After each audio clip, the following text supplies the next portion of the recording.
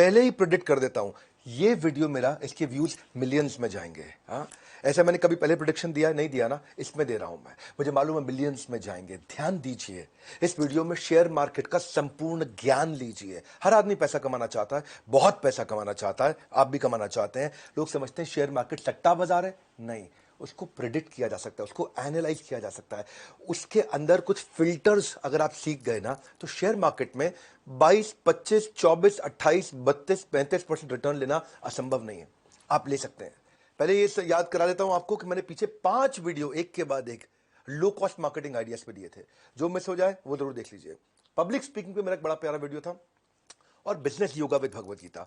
ये अगर मिस हो, अब बाई चांस में मिस हुए तो चेक कर लीजिएगा। आने वाले समय में एक यूट्यूबर बन के करोड़ों रुपए कैसे कमाया जा सकता है, इस पे वीडियो दूंगा। सिख कम्युनिटी पे दूंगा।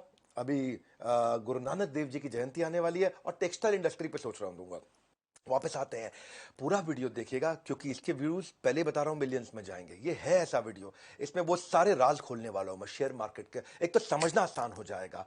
स्कैम 92 हर्षद मेहता का पूरा वेब सीरीज आपने देखा होगा। वेब सीरीज में डायलॉग तो सुना है ना आपने, क्या कहते हैं? शेयर मार्केट एक ऐसा गहरा कुआं है जो पूरे देश की प्यास बुझा सकता है। शेयर मार्केट इतना गहरा कुआं है जो पूरे देश की पैसे की प्यास बुझा सकता है, और मैं इस कुएं में डुबकी लगाना चाहता हूं। यानी कि शेयर मार्केट से पूरा देश भी पैसा कमा सकता है, और तो भी सबकी प्यास बुझेगी और पानी और भी रहेगा। पहले समझ लेते हैं कि इन्वेस्टमेंट कितने प्रकार के होते हैं। शेयर मार्केट से पहले एफडी होता है, उसमें 5% का रिटर्न मिलता है, और पैसा अगर डबल करना चाहते हो फिक्स डिपॉजिट में तो 14 साल लगते हैं।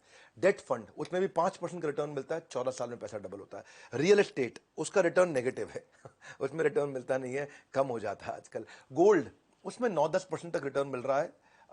पैसा डबल करना हो तो आपको 8 साल में गोल्ड में भी डबल हो जाता है पैसा। सेविंग्स अकाउंट, इसमें 2 से 3% का रिटर्न मिल रहा है, और आज का रिटर्न अगर कंटिन्यू हुआ तो 24 साल लग जाएंगे पैसा डबल होने में। करंट अकाउंट में कुछ मिलता ही नहीं है। शेयर मार्केट एक ऐसी जगह है जहां 18 से 20% का रिटर्न मिल जाता है। आसानी से लोग 4 साल में पैसा डबल कर सकते हैं, अगर वहां पे टिप और सट्टे की तरह, सट्टा बाजार की तरह काम ना करें। शेयर मार्केट में इन्वेस्टमेंट 2 तरह से होते हैं। एक तो म्यूचुअल फंड हो गया, आप पैसा म्यूचुअल फंड में लगा दो, कोई और आपके पैसे को मैनेज कर रहा है, वो करता रहेगा। और दूसरा, आप सीधा कंपनी के शेयर में पैसा लगा सकते हो, दूसरा तरीका है। तो किस कंपनी में पैसा लगाना है, कहां पे खरीदना है, शेयर मार्केट में कैसे पैसा इन्वेस्ट किया जाता है, क्यों लोग फेल होते हैं? भारत में केवल 3.25-3.5% लोग शेयर मार्केट में पैसा लगाते हैं। यूएस में 55% लोग लगाते हैं। तो हेडरूम ऑफ ग्रोथ अभी इंडिया में बहुत है शेयर मार्केट में एंट्री करने का। इंडिया में शेयर मार्केट में इन्वेस्ट नहीं करना या लॉस होने के बेसिकली कारण क्या है?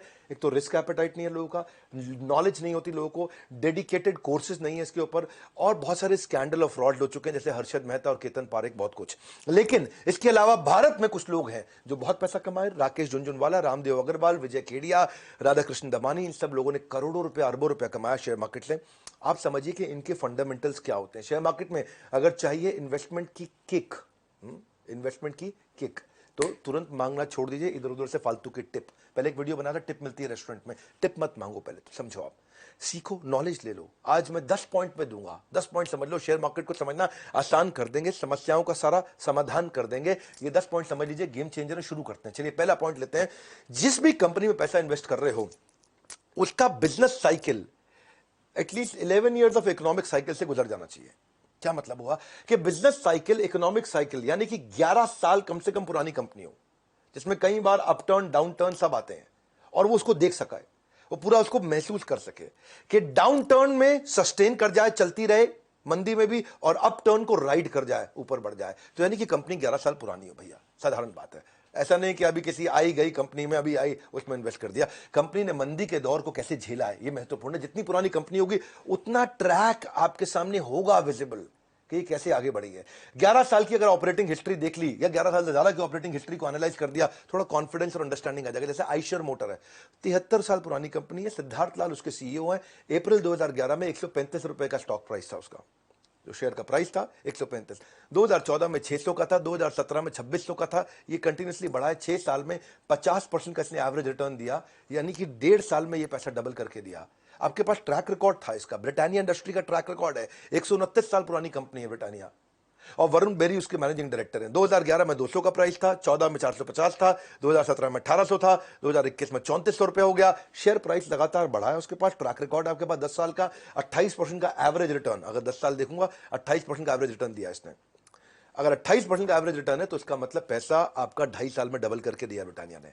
तो ट्रैक रिकॉर्ड है, ट्रैक रिकॉर्ड चेक करना आना चाहिए पहले। एचडीएफसी बैंक है, अभी अतानु चक्रवर्ती है, इससे पहले आदित्य पुरी थे, 1994 से चल रही 27 साल पुरानी कंपनी है और 250 से 2021 तक, 2011 से 2021 तक 1500 का शेयर इसका प्राइस हो गया है। आज भाव 1500 का, इसका 250 का ट्रैक रिकॉर्ड मिल रहा है कि 250 से 375 गया, फिर 780 गया, फिर 1500 गया। इसका जो कैगर है, कंपाउंडेड एनुअल ग्रोथ रेट है, आप अगर 10 साल का चेक करोगे तो एवरेज 18% का रिटर्न दिया है। 18% का रिटर्न, स्टेबल कंपनी है, अच्छी चल रही है, पुरानी है। ये पहला पैरामीटर मैंने आपको दिया है। एचडीएफसी ने हर 4 साल में पैसा डबल करके वापस दिया है। अगर चाहते हो एक पॉजिटिव आस, शेयर मार्केट से चाहते हो एक पॉजिटिव आस, याद रखिए कंपनी का इतिहास, उसका 11 साल का कम से कम इतिहास चेक करिए। दूसरा, उसकी ग्रोथ में कंसिस्टेंसी होनी चाहिए। जो जीडीपी, पूरे देश की जीडीपी है, वो जिस रेट पे ग्रो कर रही है उसका डबल ये कंपनी ग्रो करनी चाहिए। जीडीपी का मतलब क्या हुआ, पहले जीडीपी को समझते। जीडीपी का मतलब जो भी पूरे देश में प्रोडक्ट है और सर्विस है, पूरे देश में जो भी मिला के बिका, जो भी कुछ बेचा गया है, उस सबका सम टोटल हो जाता है हमारी जीडीपी, ऐसे समझ लेते हैं, ग्रॉस डोमेस्टिक प्रोडक्ट। पूरा देश समझो कि एक साल में कितनी सेल कर रहा है।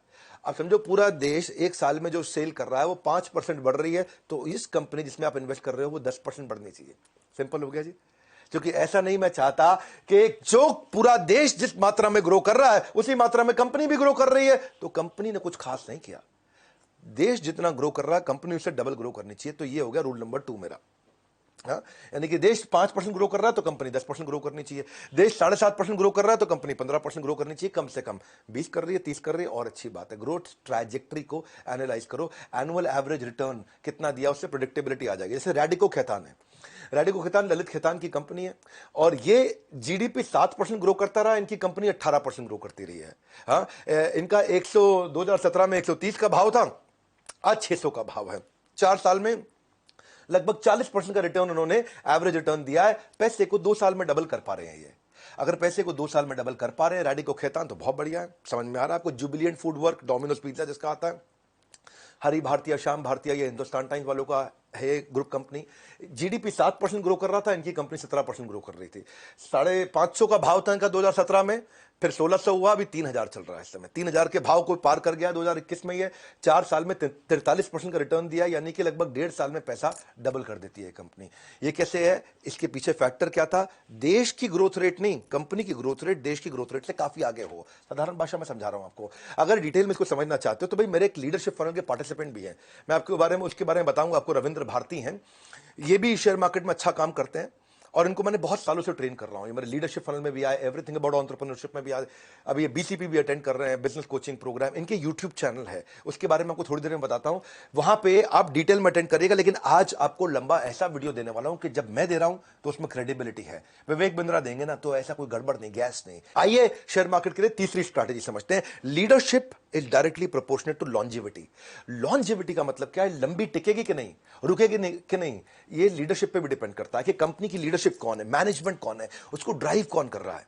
ऐसे नहीं कि मतलब सिर्फ बस आईएम का ठप्पा लगाए, सीईओ है तो चला जाएगा। ना ना ना, लीडरशिप को समझो, क्योंकि क्वालिटी मैनेजमेंट होगी तो क्वालिटी प्रोडक्ट आएगा, कस्टमर सर्विस अच्छी होगी, ऑपरेशन डिस्ट्रीब्यूशन सब अच्छा होगा। हर्षद मेहता के स्कैम में आपने क्या देखा? एसीसी की सीमेंट में लीडरशिप वही थी, मार्केट में कुछ भी हलचल नहीं हुई, कुछ भी चेंज नहीं हुआ। 200 रुपए का भाव बढ़ाते बढ़ाते बढ़ाते 200 से 9000 पे ले गए, और ना कंपनी में कोई ऐसी कोई खास ट्रेंड थी, ना फंडामेंटल चेंज हुआ था, ना लीडरशिप चेंज हुई थी, ना टॉप लाइन बढ़ी थी, ना बॉटम लाइन बढ़ा था। बस ऐसे ही बढ़ता चला गया। इसको बोलते पंप एंड डंप, कि हर्षद मेहता पहले पंप करके ऊपर ले जाते और उस भाव पर जाकर के बेच के डंप कर देते, नीचे आ जाता। इसलिए बहुत लोग बर्बाद हुए थे, क्योंकि फंडामेंटल नहीं सीखे उन्होंने। लीडरशिप में आप क्या चेक कर सकते हो? आप थोड़ा उसके बारे में, आदमी के बारे में रिसर्च करो कि उसने कोई एंट्री बैरियर बनाया, उसका बैकग्राउंड चेक करो, उसके ऊपर कोई कोर्ट में केसेस तो नहीं चल रहे हैं, वो इन्वेस्टर के पैसों से कोई खिलवाड़ तो नहीं करता है, उसके ऊपर कोई रेगुलेटरी इशू तो नहीं है, सेबी का या आरबीआई का कोई झगड़ा तो नहीं चल रहा है।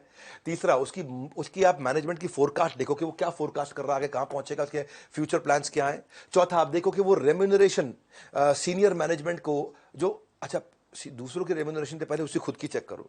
वो सैलरी अलाउंस और जो परक्विजिट होते हैं वो उसके बहाने से खूब ज्यादा पैसा तो नहीं ले रहा है। ऐसा तो नहीं कि प्रॉफिट मिल नहीं रहा है शेयर होल्डर को और वो अपनी तनख्वाह के नाम पे और अपनी अलाउंस के नाम पे बहुत मोटा पैसा निकाल के लेके जा रहा है, हर साल बढ़ा रहा है, हर साल बढ़ा रहा है। तो उसका मतलब ये थोड़ा सा एक क्वेश्चन मार्क आ जाता है। या फिर जब भी कोई एनालिस्ट कॉल होती है, इस तरह जो लिस्टेड कंपनी है इनमें एनालिस्ट कॉल होती है, आपको जवाबदेही होती है, क्वार्टर ऑन क्वार्टर आपको अपनी रिपोर्ट्स पे जवाब देना पड़ता है एनालिस्ट कॉल में कि भाई क्यों हुआ इस कंपनी में। तो क्या प्रमोटर यानी कि मालिक यानी कि मैनेजमेंट इन एनालिस्ट कॉल पे अवेलेबल थी या नहीं थी? चेक करो। वो हर बार कंटिन्यूसली रेगुलरली जवाब देने को तैयार है, तो इससे पता चलता है कि सिंसियर भी है, सीरियस भी है, हर क्वेरी को आंसर करेंगे। छठा चीज देखो, कई मैनेजमेंट जो है, जो ओनर है कंपनी का, ऐसा बहुत होता है, सुनते हैं ना आप, माल्या का घोटाला, इसका घोटाला, उसका घोटाला, सबके नाम नहीं लूंगा, पर इनमें रिलेटेड पार्टी ट्रांजैक्शन होती है। रिलेटेड पार्टी ट्रांजैक्शन का मतलब क्या है? जैसे मैं हूं, मेरे मामा का लड़का भी है, मेरे चाचा का लड़का भी है, मेरे ताऊ का लड़का भी है, मेरी बुआ का लड़का भी है, मेरी मेरी किसी पड़ोसी की लड़की भी है, ये सबको मैंने कंपनी में साथ में वेंडर के रूप में लगा लिया। इनका बिल आता है, इनको पेमेंट करता हूं और इनके अकाउंट से पैसा वापस ले लेता हूं कमीशन देके उनको। उसको क्या बोलते हैं? उसको बोलते हैं, ये बेसिकली फ्रॉड है, ये पैसा साइफन करने का तरीका है कि ऐसे तो कंपनी से पैसा निकाल नहीं सकते, नकली बिल रिश्तेदारियों में जनरेट किया, रिलेटेड पार्टी ट्रांजैक्शन इसको बोलते हैं, आपस में, फ्रेंड्स में, फैमिली में, रिलेटिव्स में। तो ये थोड़ा चेक करना आना चाहिए, ये सब चेक किया जा सकता है। आपको थोड़ा और सिखाएंगे, इसके तरीके सीखना चाहते हैं, मुश्किल नहीं है। आज डिटेल में देने का मेरा मन है, क्योंकि मैं आपको गैस देता नहीं, एक बात रिपीट करता नहीं, बढ़िया दूंगा। मैनिपुलेशन इन अकाउंट चेक करो कि अकाउंट से मैनिपुलेशन तो नहीं हो रहा। इनका ऑडिटर कौन है? बिग फोर है क्या? अर्न्स्ट एंड यंग है, केपीएमजी है, पीडब्ल्यूसी है, कौन है? अच्छा इनके पास है क्या ऑडिटर इस समय? और इनकी लीडरशिप में अट्रिशन कितना है? क्या लोग बार बार छोड़ के भाग जाते हैं टॉप लीडरशिप में, या लीडरशिप कंपनी में बहुत जुड़ाव महसूस करती है, अपनापन महसूस करती है लीडरशिप कंपनी के अंदर? वो बड़ा इंपॉर्टेंट है। ऐसा तो नहीं कि अपने पर्सनल शेयर को बार बार प्लेज करके, अपने शेयर्स को प्लेज करके बाहर से उधार ले रहा हो, वो भी दिक्कत है। इसके अलावा चेक करिए कि मैनेजमेंट ईमानदार कितनी है।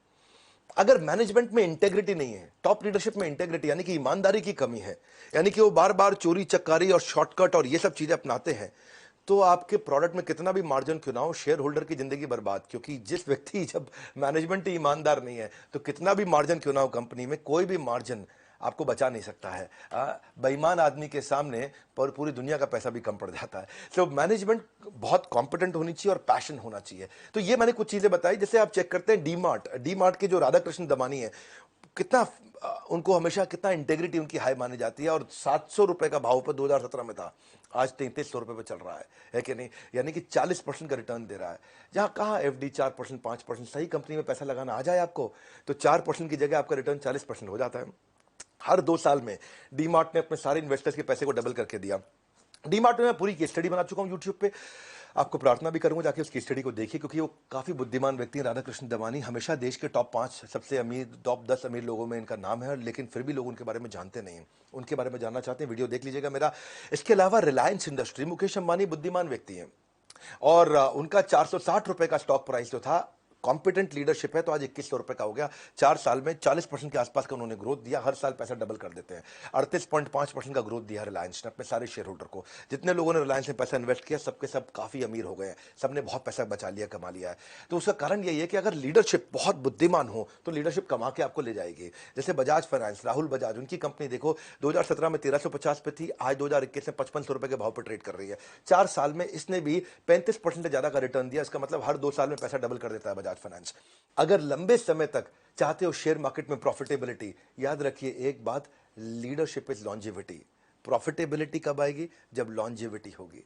Leadership is longevity. आपकी लीडरशिप कितनी अच्छी है, जो ओनर है वो कितना बुद्धिमान है और ईमानदारी के साथ, बुद्धिमत्ता के साथ बढ़ाता है। चौथी स्ट्रैटेजी 10 बताऊंगा, बने रहना, सब सीख जाओगे। अगर नए आदमी हो ना शेयर मार्केट में, सब सीखने वाले हो आप। Zero date. कंपनी में कर्जा कितना है चेक करो। ये कंपनी में अगर कर्जा ज्यादा है तो बहुत दिक्कत है, क्योंकि अगर लोन नहीं है, इंटरेस्ट नहीं है, तो प्रॉफिट पे काफी बचता है पैसा आपका। क्योंकि जिन कंपनियों पे कर्जा बहुत ज्यादा है ना, तो बहुत पैसा वो ब्याज चुकाने में चला जाता है, और प्रॉफिट बेचारे इन्वेस्टर्स को मिल नहीं पाता है। तो देश में ऐसी कई कंपनियां हैं जो कर्ज के कारण बैंकरप्ट हुई हैं, बहुत सारी। भूषण स्टील, 44,000 करोड़ का कर्ज था उसके ऊपर, खत्म हो गया ना भूषण स्टील। लैंको इंफ्रा, ये एक सांसद भी थे हमारे देश में, कौन सी पार्टी के मैं बताऊंगा नहीं, तो 44,000 करोड़ रुपए का लोन था इनके ऊपर।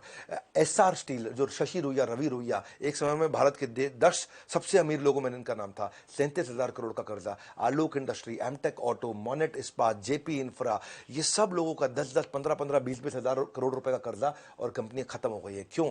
क्योंकि देखो, डेट फ्री कंपनी है ना, उसका पोर्टफोलियो बहुत स्ट्रांग उसको माना जाता है, जिसके ऊपर कर्जा नहीं है। लेकिन जिसके ऊपर कर्जा है, जो खुद कर्जे में डूबा है, तो दूसरे को प्रॉफिट कहां से कमा के देगा? मनी कंट्रोल की वेबसाइट पर जाइए, सर्च बार में डालिएगा मनी कंट्रोल। आप सब जानते हैं मनी कंट्रोल तो वो शेयर मार्केट में इन्वेस्ट करने वालों का मक्का मदीना माना जाता है। तो आप वहां जाइए, वहां जाकर के चेक करिए कि अपने स्टॉक से डिटेल सारी चीज़ों को जरूर चेक करिए। वहाँ पे जो फाइनेंशियल एक ऑप्शन आएगा, फाइनेंशियल ऑप्शन पे क्लिक कर लीजिएगा। उसके बाद वहाँ बैलेंस शीट का ऑप्शन आएगा, वहाँ जाकर के आप डेट चेक कर सकते हो कि डेट है कि नहीं है।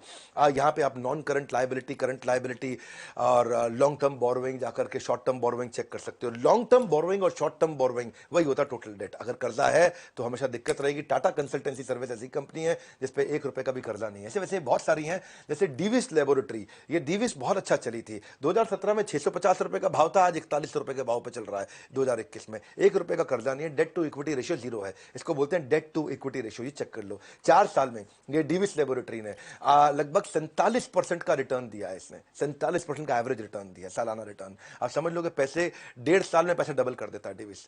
तो क्यों किया, उसका एक कारण क्या बताया आपको, इसके ऊपर कोई कर्जा नहीं है। कर्जा ना होने का बड़ा बेनिफिट मिलता है, क्योंकि जो खर्चा होता है ना, एनी एक्सपेंस जो कि बिजनेस को रन करने की जो कॉस्ट होती है उसको रिड्यूस कर सकते हैं, पर कर्जे को, खर्चे को रिड्यूस कर सकते हैं। कर्जे को रिड्यूस नहीं करते हैं, कर्जे को पे करते हैं, रिड्यूस नहीं करते हैं। खर्चे को रिड्यूस करते हैं। हो सकता है अगर मेरा आज खर्चा है कि भाई मेरी इतने सारे प्लांट चल रही हैं, इतनी फैक्ट्रियां चल रही हैं, इतनी मैन पावर है, इतना सामान मैं इंपोर्ट कर रहा हूं, प्रोड्यूस कर रहा हूं, मैं खर्चे को घटा सकता हूं, कर्जे को नहीं घटा सकता हूं। कर्जा पे करना पड़ता है, आदमी फंस जाता है। तो इसलिए टाटा कंसल्टेंसी सर्विस जो मैंने आपको बताया, डेट टू इक्विटी रेशियो, यानी कि इक्विटी तो है, शेयर होल्डर्स का पैसा है, लेकिन कर्जदार नहीं है कंपनी। 1100 के भाव पे थी या 3300 के भाव पे है। टीसीएस आप जानते हैं उसका मार्केट कैप कितना बड़ा है, 27% का रिटर्न दिया उसने। हर 2.5 साल में पैसा डबल करके अपने सारे इन्वेस्टर्स को दिया। वर्लपूल ने भी हर 4 साल में पैसा डबल करके दिया है। 1 रुपए का कर्जा नहीं है वर्लपूल पे। 1200 के भाव पे था 2017 में, और आज देख रहा हूं 2021 में 2300 के भाव पे चल रहा है। 4 साल, 4.5 साल में पैसा डबल किया। शेयर मार्केट में पैसा लगाते वक्त यह नियम जरूर बनाएं कि कर्ज में डूबी कंपनी पर भूल के पैसा ना लगाएं। अगर डिटेल्स में इसके बारे में समझना चाहते हो तो मैं बताता हूं आपको। रविंद्र भारती, ये मेरे पार्टिसिपेंट है, मैं इनके यूट्यूब चैनल के बारे में बता रहा हूं आज आपको। मैं नहीं कह रहा हूं किसी का कोर्स खरीदो, कुछ भी करो। आप कह सकते हैं कि आप रविंद्र भारती को प्रमोट कर रहे हैं। हाँ, कर रहा हूं, बिल्कुल कर रहा हूं, और खुल के कर रहा हूं। रविंद्र भारती को प्रमोट मैं इसलिए कर रहा हूं क्योंकि वो फ्री में आपको बहुत अच्छा नॉलेज मिल रहा है। मेरे को भी तो आपको कुछ चैनल्स बताने पड़ेंगे ना जहां पे ऑथेंटिक आपको नॉलेज मिल जाएगा। मैं सारा दिन तो शेयर मार्केट के वीडियोस बना नहीं सकता, मैं एंटरप्रेन्योरशिप पे तरह तरह के वीडियोस बनाऊंगा। तो आप भारतीय शेयर मार्केट का हिंदी पे और मराठी में चैनल है, आप जाके देख सकते हैं। और इनका प्रमोशन इसलिए भी कर रहा हूं क्योंकि मेरे पार्टिसिपेंट है, हमने इनको ट्रेन करके बिल्ड किया है। पिछले 4-5 साल से हमसे मेंटरिंग ले रहे हैं, और ये बड़े अच्छे एसेट लाइट मॉडल पे ये बिल्ड कर पाए हैं। सो इसीलिए चलो 5वीं स्ट्रैटेजी पे आते हैं। पहले प्रमोटर जिस कंपनी में पैसा लगा रहे हैं उसके मालिक का 51% खुद का शेयर होल्डिंग होना चाहिए। Promoter should have higher stake in the company, at least 51% होना चाहिए, यानी कि उसके पास में पावर्स और राइट्स होने चाहिए जो कंपनी का मालिक है। ऐसा ना हो कि कंपनी के मालिक ने अपनी सारे शेयर बाजार में बांट दिए, अब उसका कंपनी में कोई हक ही नहीं रह गया। तो जिसने विजन बनाया था, जो ओनर था, जो जान लगा रहा था, अब उसकी जान लगाने का मोटिवेशन ही खत्म हो गया ना मेरे भाई। वो क्यों जान लगाएगा, है कि नहीं? आदमी तभी जान लगाता है ना जब उसका क्या है, ओनरशिप है। ओनरशिप, ओनर ही जान लगाता है कि नहीं? सर्वेंट नहीं उतनी जान लगाता जितनी ओनर जान लगाता है। ओनर सब खुद भी लगाएगा, दूसरों से भी लगवाता है। अगर उसकी ओनरशिप ही नहीं है, हिस्सेदारी नहीं है कंपनी में, उसका हिस्सा ही खत्म, तो वो जान नहीं लगाएगा। तो इसलिए ये ध्यान रखो कि जो कंपनी का मालिक है उसकी 51% अभी भी हिस्सेदारी बची है कि नहीं बची। ये ऐसा तो नहीं कि शेयर बांटता रहा, पैसे इकट्ठे करता रहा, पैसे लिए खुद गायब हो गया, जो कि कंपनी में उसकी हिस्सेदारी है नहीं। कंपनी तो पब्लिक की हो गई, अब पब्लिक खुद ही चला ले कंपनी। यही दिक्कत आती है। साधारण भाषा में समझा रहा हूं आपको मैं, हाँ, कि प्रमोटर कंपनी पे तभी फोकस करेगा, उसके हर एक्टिविटी पे ध्यान देगा, रिव्यूज पे ध्यान देगा, अपने विजन को ड्राइव करेगा। 51% होने से वो दूर की सोचता है, इन्वॉल्व रहता है। 7 घोड़े अलग अलग दिशाओं में जाएंगे तो पूरा रथ उलट जाएगा, लेकिन वो एक डिसीजन देके सारे घोड़ों को एक ही दिशा में चला पाता है, डिसीजन मेकिंग लेता है। यूजुअली इन्वेस्टर कंफर्टेबल होते हैं अगर प्रमोटर का 50% हो, लेकिन ये रूल नहीं है। अगर और ज्यादा हो तो और भी अच्छी बात है। और कभी कभार प्रमोटर अगर बाजार से अपने शेयर वापस खरीद रहा है, और अच्छा साइन है कि वो कह रहा है मेरी शेयर होल्डिंग आज 45% है, मुझे 60 करनी है, बाजार से खुद ही ले लेता है। इसका मतलब क्या, उसको पता है कि कंपनी आगे बढ़ने वाली है। इसका मतलब वो जानता है, अंदर की बात उसको मालूम है कि आज वो 45% पे है, मैं कंपनी के 60% ले लेता हूं, इसका भाव आगे चल के बढ़ेगा, उसको पहले से ही है। तो ये भी एक अच्छा साइन होता है। पीडीलाइट इंडस्ट्री देखो, भरतपुरी की, जो फेविकॉल वगैरह बनाते हैं, कहा पूरा मार्केट शेयर इन्हीं का तो है। हाँ, फेविकॉल का कौन है कंपटीशन? फेविकॉल के आपको नाम याद करना मुश्किल होगा। आज भी भरतपुरी के 70% कंपनी की मालिकाना खुद का है, उसका सारा शेयर उसने बेटे बात, ऐसा नहीं है कि मतलब बंदर बाट की तरह खत्म कर दिए हों।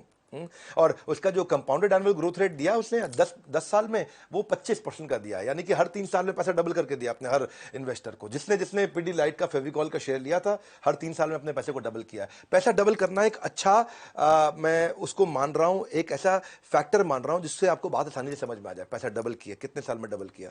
7 साल में किया, 2 साल में किया, 10 साल में किया, 20 साल में किया। इससे आपको अच्छा लगता है कि समझ में आता है। जैसे एक सेरा सैनिटरी वेयर, ये सोमानी फैमिली जो है, विक्रम सोमानी, उसकी प्रमोटर होल्डिंग 55% है, अभी उसने रखी है अपने पास। 51% से ऊपर होना जरूरी रहता है। 10 साल के अंदर उसने 30% का हर साल रिटर्न दिया है।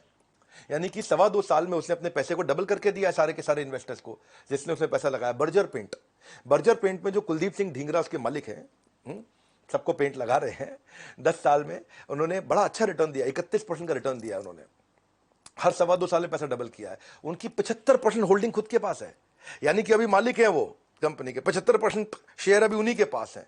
तो इसलिए वो पूरा जोर लगा रहे, पूरी जिम्मेदारी ले रहे हैं। अगर शेयर बाजार में कंपनी के साथ चाहते हैं लंबी पारी चाहिए, अगर लंबी पारी चाहिए तो प्रमोटर के पास 51% से ज्यादा शेयर होल्डिंग होनी चाहिए।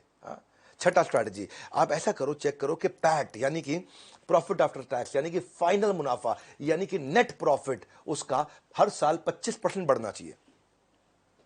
अगर पिछले साल नेट प्रॉफिट 100 करोड़ था तो इस साल 125 करोड़ होना चाहिए। अगर पिछले साल 500 करोड़ था तो 500 करोड़ का 25%, यानी कि 125 करोड़ और बढ़ के इस साल 625 करोड़ होना चाहिए। चेक करो, हर साल 25% प्रॉफिट बढ़ रहा है, इसका मतलब कंपनी में अंदर खाते सब ठीक चल रहा है, सब कुछ बढ़िया है। हर साल क्योंकि प्रॉफिट बढ़ रहा है, इसका मतलब सब ठीक है अंदर, तो उसे पैसा लगा सकते हो। ट्रेंड मिल गया आपको, जब ट्रेंड मिल जाता है ना तो आप ट्रेंड पे पैसा लगा सकते हो। जब भी आपको ना खाली टिप पे पैसा नहीं लगाना है, ट्रेंड पे लगाना है। जब कंपनी के स्टॉक खरीदो तो 4 साल के नेट प्रॉफिट, 5 साल, 6 साल, 8 साल, 10 साल के नेट प्रॉफिट को एनालाइज करो। अगर 25% बढ़ रहा है, यानी कि टोटल रेवेन्यू, जितना पैसा आया उसमें टोटल खर्चा, जितना पैसा गया माइनस कर दो, और जो प्रॉफिट आया वो बढ़ रहा है कि नहीं बढ़ रहा। टाइटन ग्रुप है, टाइटन ग्रुप 2020 में उनका प्रॉफिट 346 करोड़ था। इस साल जब 2021 में उनका प्रॉफिट 564 करोड़ था, 62% ग्रोथ हुआ। तो जो उनका पिछले साल 1000 पे उनका शेयर मूव कर रहा था, वो इस बार 1600 पे किया। 60% उनका भाव बढ़ गया अपने आप ही, तो 60% का रिटर्न हो गया। तो वैल्यूएशन जो है ना, it is slave of earning. कितने का मार्केट में वैल्यूएशन देगा उसको, वो कितना कमा रहा है उस पर डिपेंड करता है। तो प्रॉफिट चेक करो भैया। टाइटन कंपनी बहुत बढ़िया प्रॉफिट कमाया और बड़ा अच्छा मार्केट में भाव भी बढ़ा। तो जिसने बेचारे ने 1 लाख रुपए लगाया था, 1 साल में उसका पैसा 1,60,000 रुपये हो गया। बहुत बढ़िया ग्रोथ दिया टाइटन ने। ये ना प्रॉब्लम ये आती है कि शेयर बाजार में लोग आपको ना असली बात नहीं बताता है कोई। क्यों? क्योंकि उनको ना बीच में कमीशन बाजी होती है, 2% उनको ब्याज मिलता है। इस चक्कर में आपका पैसा इधर भी लगवा दे, उधर भी लगवा दे, यहां भी लगवा दे, वहां भी लगवा दे। राइट ट्रेनिंग होती नहीं है। हर आदमी को 1%, 2% ब्याज है, वो बार बार लगवाना चाहता है, क्योंकि आपने सही जगह लगा दिया तो आप चुपचाप बैठ जाओगे टाइट होके। इसलिए वो चाहता है आपको बार बार हलचल में रखे, कुछ ना कुछ लगवाता रहे, निकलवाता रहे, कमाता रहे, लगवाता रहे सर। लेकिन आप बढ़िया कंपनी में लगा लिया आपने। ये फिल्टर मैंने आपको बताया, आप ये फिल्टर चेक कर लेना और इसकी हिस्ट्री खोल के चेक कर लेना। नीचे कमेंट बॉक्स में आपसे मिल लूंगा, आपको समझ में आ जाएगा कि भाई साहब इस फिल्टर के बाद हर आदमी को 24 से 30% की गारंटी रिटर्न आ जाएगी अपने आप।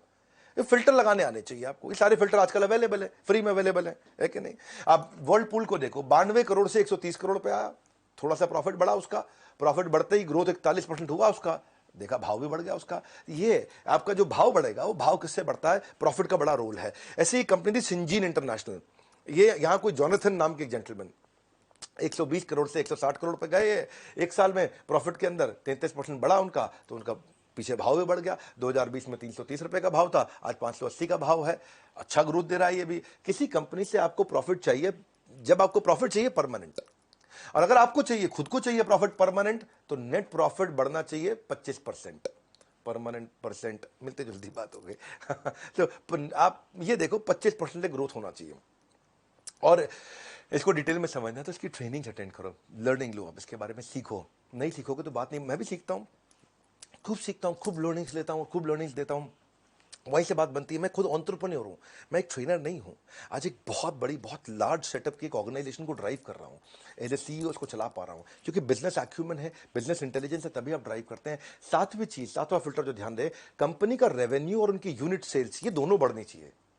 कम से कम 10 से 15% रेवेन्यू भी बढ़े, यूनिट सेल्स भी बढ़े। रेवेन्यू का मतलब क्या हुआ? जो टोटल सेल हुई है कंपनी में, हाँ, जो टोटल माल बेचा है, वो इस साल 100 रुपए का बेचा है तो अगले साल 20%, 120 रुपए का बेच रहे हैं कि नहीं बेच रहे हैं?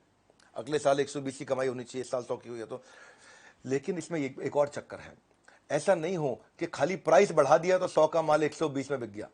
ये भी चेक करना है यूनिट सेल्स भी बढ़ रही हो। यूनिट सेल्स का मतलब क्या है? देखो इनका 100 रुपए का ही माल बिकता है जी हर साल, तो वेरी गुड। तो फिर इस बार 120 कैसे हो गया? उन्होंने क्या किया जी, 10 रुपए की चीज 12 रुपए की कर दी, तो 100 रुपए का 120 हो गया। प्राइस बढ़ाना नहीं, केवल यूनिट भी। अगर दोनों चीजों से बढ़ रहा हो तो और अच्छी बात है। यूनिट का मतलब है पिछले साल 1 लाख गाड़ी बेची, इस साल 1,20,000 गाड़ी बेची, 20,000 गाड़ी भी फालतू बेची, तो रेवेन्यू भी बढ़ना चाहिए और यूनिट जितनी आइटम बेच रहे हो वो आइटम भी बढ़नी चाहिए। जब ये आइटम भी ज्यादा बिक रही है और पैसा भी ज्यादा आ रहा है, तब ये कंफर्म हो जाएगा हाँ इसमें कोई झोल नहीं है बीच में। नॉन ऑपरेशनल इनकम नहीं कह रहे, ऑपरेशनल इनकम जो धंधे से इनकम आती हो। कई इनकम कैसी है, प्रॉपर्टी बेच दी इनकम आ गई, वो दिखा दिया जी, है जी, ताकि भाव चलता रहे। आपने ऐसा कुछ कर लिया, कर्जा ले लिया, इनकम आ गया, अब इसको इनकम की तरह बाई चांस ट्रीट कर लिया, तो अब आम आदमी के समझ में नहीं आता है। इसीलिए मैं बोल रहा हूं ये कि भाई ये पैसा कहां से आया कंपनी में, आप इसको सीख सकते हो, आप इसको बैलेंस शीट में देख सकते हो। और इसको जब जैसे चेक करोगे कि दोनों चीजें ग्रो कर रही है, जैसे मारुति है, मारुति ने 2014 में 10 लाख गाड़ी बेची, 2015 में 11 लाख गाड़ी बेची, 2016 में 13 लाख गाड़ी बेची। हर साल गाड़ी भी ज्यादा बेची और हर साल 10% 11% गाड़ी भी ज्यादा बेची और हर साल रेवेन्यू भी ज्यादा हुआ।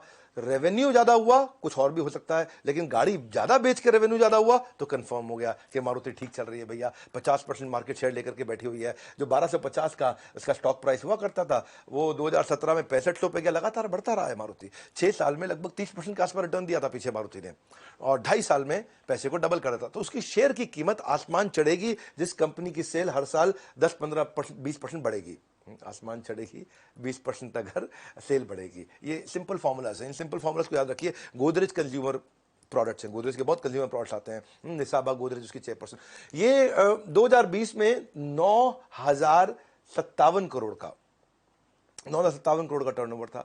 21 के अंदर ये 11,000 करोड़ हो गया टर्नओवर। तो टर्नओवर बढ़ा, 22% बढ़ा, 20-22% टर्नओवर बढ़ गया। जैसे ही बढ़ा उसका स्टॉक प्राइस भी अपने आप बढ़ने लग गया। तो टर्नओवर भी बढ़ना चाहिए और यूनिट, जितना माल बेचा, तेल कितना बेचा, 1 लाख बोतल बेचा, इस साल 1,20,000 बोतल बेचा, ये दोनों चीजें कंफर्म होते ही आपको आसान हो जाएगा। सफल इन्वेस्टमेंट उस कंपनी में होगा जिस कंपनी में वॉल्यूम ग्रोथ और सेल्स रेवेन्यू दोनों का 20% तक होगा। ये दोनों को बढ़ना चाहिए, दोनों। और अगर डिटेल्स इसके बारे में समझना चाहते तो और लर्न करिए, इसको सीखिए। हमने भी शेयर मार्केट के कोर्सेज बनाए हैं, और अगर फ्री में अटेंड करना है तो भारतीय शेयर मार्केट के मैंने आपको चैनल बताए थे, ये चैनल मैं आपको दे दूंगा डिस्क्रिप्शन वगैरह में, आप इसको जाके सब्सक्राइब करके थोड़ा सीख लो। और 8वीं strategy, net operating cash flow. Net operating cash flow का मतलब है आपकी कंपनी में हर साल जो कैश आता है, ऐसा नहीं माल बेच रहे हो उधार पे बेचते जा रहे हो, कैश आ नहीं रहा, 20% कैश फ्लो हमेशा बढ़ना चाहिए। हर साल 20% कैश फ्लो बढ़ रहा हो जिस कंपनी का, जाके चेक कर लो।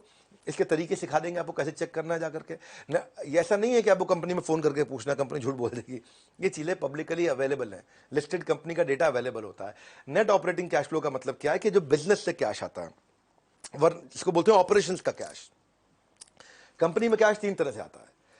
माल बेचा तो कंपनी में कैश आया। दूसरा क्या है, इन्वेस्टमेंट से कैश आता है। आपने अपनी एसेट बेच दिए, म्यूचुअल फंड बेच दिए तो भी कैश आ गया। आपने अपनी गाड़ी बेच दी, अपनी बिल्डिंग बेच दी, मकान बेच दी तो भी कैश आ गया। तीसरा है लोन ले लिया तो कैश आ गया। 3 प्रकार से आता है। हम कौन से कैश की बात कर रहे हैं? हम बिजनेस से कैश की बात कर रहे हैं। लोन के कैश की बात नहीं कर रहे, अपने घर बार को बेच के कैश लाना उसकी बात नहीं कर रहे हैं। जो जेन्युइन कैश है वो बिजनेस से आता है। अगर बार बार लोन लेना पड़ रहा है, कर्जा लेना पड़ रहा है, इसका मतलब तो कोई लफड़ा है भैया, इसका मतलब कोई दिक्कत भी हो सकती है कंपनी में, तो उसको चेक करना चाहिए। इसे मैं बता रहा हूं 10 स्ट्रैटेजी दे रहा हूं, ये 8वीं चल रही है। बहुत ज्यादा ऐसा बोरो ना करना पड़े, जरूरी है। डॉक्टर रेड्डी लैब, ये कलाम सतीश रेड्डी की कंपनी है, डॉक्टर रेड्डी लैब।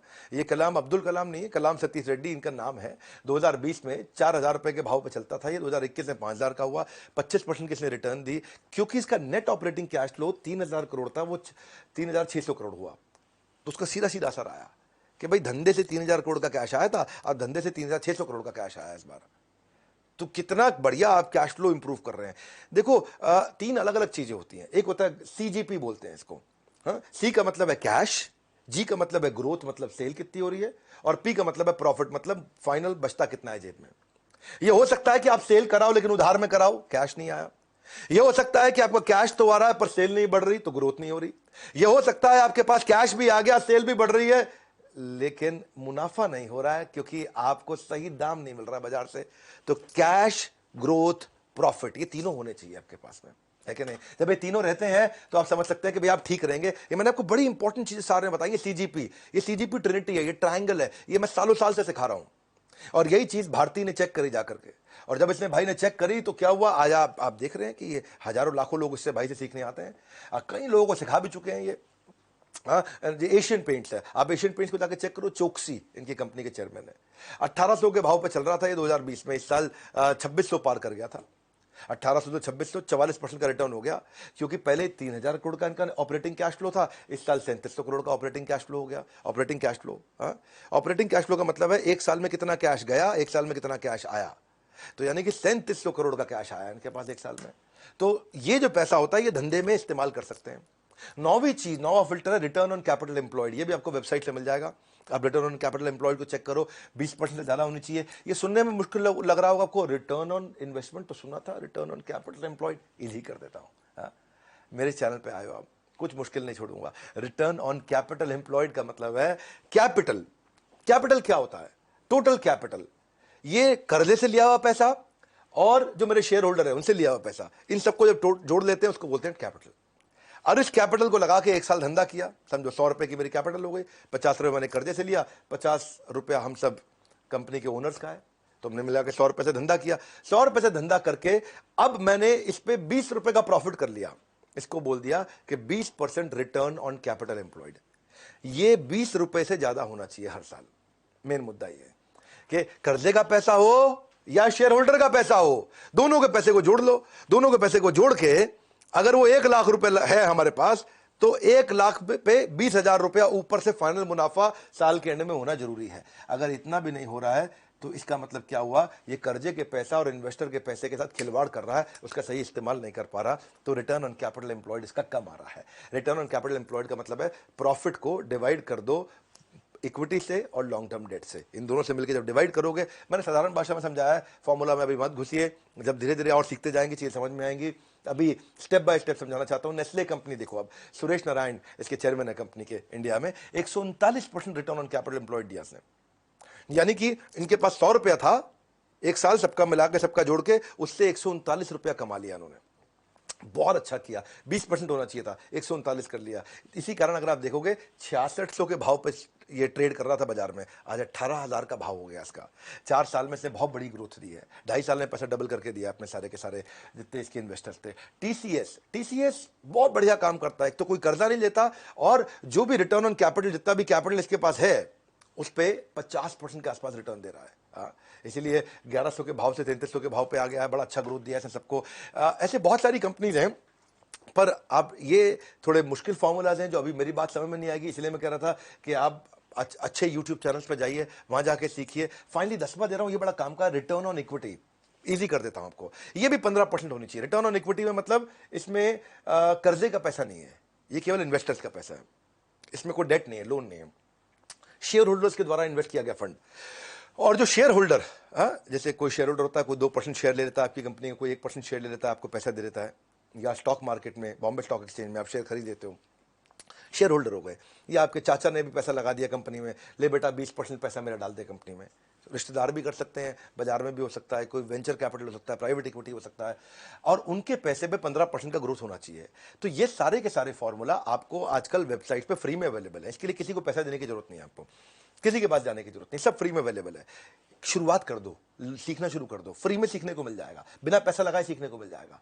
और रिटर्न ऑन इक्विटी का मतलब हुआ कि भाई इसमें फाइनल प्रॉफिट को मैं शेयर होल्डर की इक्विटी से डिवाइड करके देख लूं, ये न्यूमरेटर डिनोमिनेटर है। एशियन पेंट्स को चेक करो, ये 48% का रिटर्न ऑन इक्विटी दे रहा है, तो इसीलिए 500 के भाव से 2600 के भाव में पहुंच गया। ये बहुत अच्छा काम किया इसने भी। डाबर अमित बर्मन की कंपनी है, ये भी अच्छा रिटर्न ऑन इक्विटी 23% दे रही थी, 100 रुपए में डील कर रहा था, ठीक ठाक किया इसने, 100 से 580 पे गया। मैं सारे के सारे एग्रेसिव कंपनी नहीं दिखा रहा हूं आपको, डाबर ठीक ठाक ग्रो करी है, 17% ग्रो करी है डाबर। ऐसा नहीं कि हर एक दिखा दूं आपको 30% 40%, डाबर का ग्रोथ 17% हुआ है पिछले 2011 से समझो आप 2021 तक। तो अब ओवरऑल समझते हैं, सेंसेक्स भी तो ग्रो कर रहा है, आप सेंसेक्स पे भी पैसा लगा सकते हो। 2011 में सेंसेक्स 19,000 पे चल रहा था, आज 2021 में 50,000 पे चल रहा है, तो सेंसेक्स ग्रो किया। आप सेंसेक्स से पैसा लगा दो कि 19,000 से 50,000 हो गया भैया 10 साल के अंदर, है कि नहीं? 10 साल में सेंसेक्स 10% का ग्रोथ दिया। कितना ग्रोथ दिया? हर साल 10% का ग्रोथ दिया सेंसेक्स ने। तो सेंसेक्स में पैसा लगा दोगे तो आप भी 10% ग्रो कर जाओगे। लेकिन अगर अच्छे इंडिविजुअल कंपनी पे लगाना सीख गए तो आपको 10% नहीं, आपको एवरेज रिटर्न 22, 24, 26% तक मिल सकती है आराम से। तो ये फर्क है। सेंसेक्स पे लगाना भी सेफ है, कोई समस्या नहीं है, लेकिन अगर सही स्टॉक चूज करके लगाया तो आपको बाजार में जो रिटर्न 4, 6, 8, 10, 12% होते हैं वो अपने आप 24, 26, 28% तक मिल जाते हैं। पर प्रॉब्लम क्या है, लोग चाहते हैं कि शेयर मार्केट में आज पैसा लगाया है और कल डबल होके मिल जाए, परसों डबल होके मिल जाए। वो लालच है और वो खतरनाक हो जाता है, वहां से बात बनती नहीं है। और ये सब बातों में भी आपका ब्रोकर आपको सही बात नहीं सिखाता है। आपका म्यूचुअल फंड एडवाइजर, आपका इंडिपेंडेंट फाइनेंशियल एडवाइजर, आपका वेल्थ मैनेजर, उसका कारण बड़ा सिंपल है, क्योंकि उनको ना 2% कमीशन मिलती है इसमें। आपसे 100 रुपए लगवाते हैं तो 2 रुपए उनका हो जाता है, उसमें 1 रुपया उनका हो जाता है, कहीं 50 पैसे, कहीं 1 रुपया, कहीं 2 रुपया, अलग अलग चीजों में अलग अलग है। तो इसीलिए वो ये चीजें छुपी रहती हैं, ये फंडामेंटल्स नहीं मिलते हैं आपको। जो मैंने 10 फंडामेंटल दिए हैं, अगले कई सालों तक काम आएगा। ये आपको एक्सपर्ट आदमी को भी काम आएंगे और नए आदमी को भी काम आएंगे, जो फंडामेंटल दिए हैं। मतलब ये मैंने आपको ना बिल्कुल लास्ट का मक्खन निचोड़ करके दिया है आपको मैंने।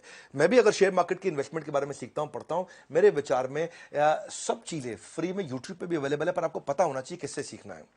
वैसे मैं जिस रविंदर की बात मैंने करी है, ये महाराष्ट्र के पुणे के पास एक गांव से बहुत गरीब इंसान हुआ करते थे। मतलब गरीब कहने में आर्थिक रूप से गरीब मानिए, गरीब तो नहीं थे, आर्थिक रूप से गरीब मान लीजिए। 17 साल का एक्सपीरियंस हो गया उनको। 11वीं क्लास से इन्होंने शेयर मार्केट पे काम शुरू किया था। कर्ज में डूबे हुए एक किसान के बेटे थे ये, और ट्रेडिंग की दुनिया में आज अपना नाम कमा रहे हैं। आज ये मेरे साथ में सालों से, कई सालों से मुझसे ट्रेनिंग लेते आ रहे हैं। भारतीय शेयर मार्केट इंस्टीट्यूट भी इन्होंने बनाया। और दिनेश ठक्कर जो चेयरमैन है एंजल ब्रोकिंग के, उन्होंने इनको number 1 stock market training institute का अवार्ड भी दिया है। वैसे जी मीडिया से भी इनको कुछ अवार्ड मिले हैं। लगभग 1.25 लाख स्टूडेंट्स को ये पढ़ा चुके हैं। तो अपना जीवन स्टॉक मार्केट में इन्होंने खपाया, तभी करोड़ों का बिजनेस ये खड़ा कर पाया। सो आप इनके दोनों चैनल देख सकते हो। आप मराठी भाषी हो या हिंदी भाषी, स्टॉक मार्केट की नॉलेज मिल जाएगी अच्छी खासी। तो ये आप कर सकते हैं। और लेकिन अगर आप स्टॉक मार्केट में बिजनेस नहीं करना चाहते, इन्वेस्ट नहीं करना चाहते, आप अपने बिजनेस को ग्रो करना चाहते हैं, जो भी आप कर रहे हैं, तो उसको करने के लिए हमने इस समय ना बहुत सारे प्रॉब्लम सॉल्विंग कोर्सेज को हमने यूनिट्स में कन्वर्ट कर दिया है। आपको यूनिट समझाता हूं बिजनेस कोचिंग प्रोग्राम के साथ। ही दुनिया का सबसे अफोर्डेबल प्रोग्राम है। 10 रुपए घंटे से कम के अंदर हम लोग सबको पर्सनल कोच दे रहे हैं, हैंड होल्डिंग सपोर्ट दे रहे हैं, बंडल्ड वैल्यू पैक दे रहे हैं, फाउंडेशनल कोर्स दे रहे हैं, स्पेशलाइज कोर्स दे रहे हैं। हर एक को सेम चीज नहीं, फाउंडेशनल अलग है, स्पेशलाइजेशन अलग है। अगर आप स्टूडेंट है तो आपको 21st सेंचुरी स्किल क्या चाहिए, एंटरप्रेन्योर 21st सेंचुरी स्किल क्या चाहिए। एक में 16 कोर्स है, एक में 14 कोर्सेज हैं। Low cost digital marketing ideas क्या हो सकते हैं बिजनेस ग्रोथ के, उसमें 12 कोर्स बनाए हमने। बिजनेस अपने सेल्स को कैसे बढ़ाया जाए उसके ऊपर हमने लगभग 8 कोर्सेज बनाए। बिजनेस को स्केल कैसे करते हैं उसमें हमने 10 कोर्सेज बनाए हैं। रिटेल बिजनेस के लिए हमने 8 कोर्सेज बनाए। ऑपरेशनल एक्सेलेंस मैन्युफैक्चरिंग के लिए 8 कोर्सेज बनाए हैं। फंड रेज करना है, फाइनेंस सीखना है, उसके ऊपर 5 कोर्स बनाए। बिजनेस ऑटोमेट करने पे 6 कोर्स बनाए हैं। अपनी सेल्स को डबल करने में, प्रोडक्टिविटी बढ़ाने में, मनी मैनेजमेंट के ऊपर, डिजिटल मार्केटिंग पे, एचआर पे, एम्प्लॉय पे, एचआर अगर आप सीखना चाहते हो तो उस पर भी 5-6 कोर्सेज बनाए हुए हैं। ये नंबर को ना स्क्रीनशॉट ले लो आप इसका, 1 मिनट रोक करके वीडियो को पॉज करो, इसका स्क्रीन, इस पे फोन करके पता करो कि मैं 8 रुपए घंटे पे, 5 रुपए घंटे पे पर्सनल कोच ले सकता हूं जो मेरे बिजनेस को ग्रो करने में मेरी मदद करेगा। शेयर मार्केट का ये अब तक का सबसे वैल्यूएबल वीडियो था। इस वीडियो को सबको शेयर कर दो जिनको शेयर मार्केट को सीखना है, समझना है। इसमें मैंने लगभग संपूर्ण ज्ञान दे दिया है। इसके बाद हर चीज इसी के अंदर कवर हो जाती है अगर आप इस वीडियो को ध्यान से देखें। कमेंट बॉक्स में आपको देखने, आपकी राय जानने आ रहा हूं मैं। वीडियो को जरूर शेयर करिएगा। सबसे वैल्यूएबल वीडियो था आज तक का शेयर मार्केट पे। हमारे साथ जुड़े रहने के लिए वर्ल्ड के नंबर 1 एंटरप्रेन्योर यूट्यूब चैनल को आके सब्सक्राइब करने और करवाने के लिए आप सबका हृदय की गहराई से प्रेम पूर्वक बहुत बहुत धन्यवाद।